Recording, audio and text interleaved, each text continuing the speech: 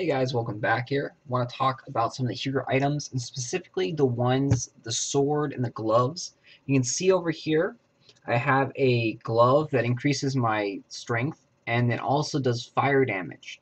The reason you want things like this is you'll see my hero will actually now start doing burn damage anytime I attack a target. So I'm going to go in here and show you what I'm talking about. So I'm going to test against myself for demonstration purposes here. So your hero does change appearance in battle, as you can see. And now, when I hit this barricade with my hero, the barricade burns, and that's because of my gloves. So when I hit the soldiers here, when I hit the paladins, these guys are all burning, and it's all because of my gloves. So anything that is weak to fire damage will take a lot of extra burn damage. You can see the gloves do very, very good against all these little units. I mean, my troops here, these are level 8 paladins. That's a level 2 mortar. So my hero is now just like disintegrating the troops. And a lot has to do with the extra burn damage. You can see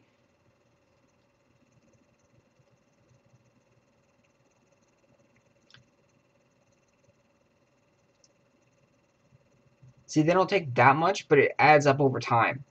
So small amounts of damage adds up over time. Every hit, you're doing extra damage. And that's 50 fire damage or 55 fire damage, whatever the damage is. So you want to get items specifically that have blunt and fire on them, in my opinion. Because blunt does a lot of double damage to the towers. So all the towers that you hit, you're going to do more damage to the towers. And then it should also affect your spells. And so, like your Sonic Blast, your Hammer Strike, they'll do more damage. And then the fire, for fire damage against the wooden barricades, and then also against the troops, it definitely helps out a lot to have them be burning. Then it also helps with fire. There's one other thing that is weak to fire. Cannons, such units like that. Cannons are really weak to fire. So you're going to be wanting to look for fire and for blunt.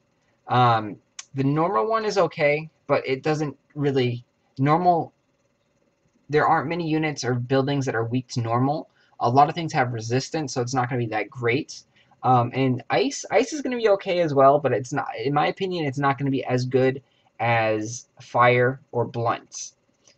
So you can see you're definitely going to want to find good gloves and a good weapon. Those are the two items that I've seen that have actual like damage increases. So this right here, this is the pauldron. So these are defense, and this is an ice shield. The ice shield reduces the amount of damage you receive. So what it is it puts a little invisible shield on your character that will absorb 609.4 damage of ice. It's a one-time effect for each battle. So if the guy has frosters or whatever, he's gonna, froster attack you, or the water towers, and you're not gonna take any of that damage until 600 of that ice damage has been occurred.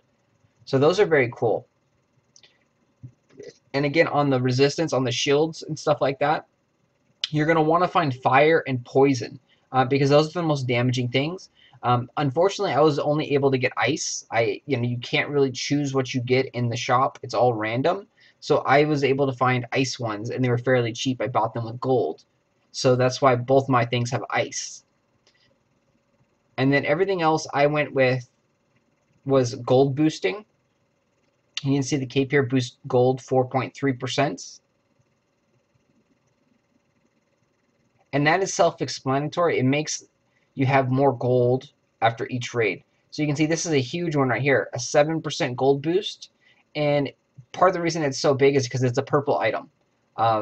Very rare, hard to find. You have to just be lucky to find these things. There's no secret trick. It's all RNG, random number generator. So you can see you can find different amounts of items. So you have several different rings in there. Hold on to your items until you're full on inventory, or you really, really, really, really need the money. Because the money in here can actually add up over time. So we have a 6.2% gold increase there. This helmet right here, I can sell and get 91,000 gold, which is quite a bit of gold. So if I sell a couple items that are worth, 50,000 or 40,000, then I can have a nice chunk of gold stored up in my hero. So that's going to be it here for the hero items. The effects that we have seen so far are blunt damage, ice damage, fire damage, poison damage, normal damage for weapons and for gloves. And then for shields, we've seen ice, fire, poison, and normal. No one's really come across any blunt resistance to my knowledge, or have they've come across any piercing resistant, which is interesting. So it may be really, really hard, or maybe they didn't implement any of those items in the game yet. And then there's also this scream boost. This is pretty much worthless. You don't want scream. It's for your hero icon in the top left, where you can call your troops and have them force run to you. You're rarely ever going to use that. You use it a little bit here and there, but not very much. Not enough to be worthwhile to actually buy units that have Scream on them.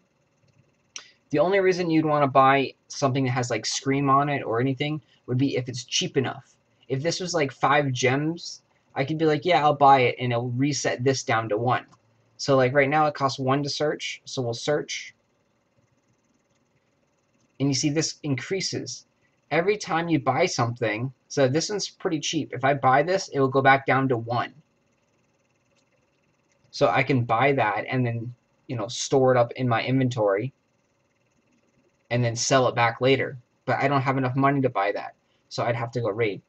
So that's it for the hero items right there. If you have any questions, comments, please leave them down below. Please like, share, and give me your feedback. Love to hear from you guys about any other videos that you may want to see.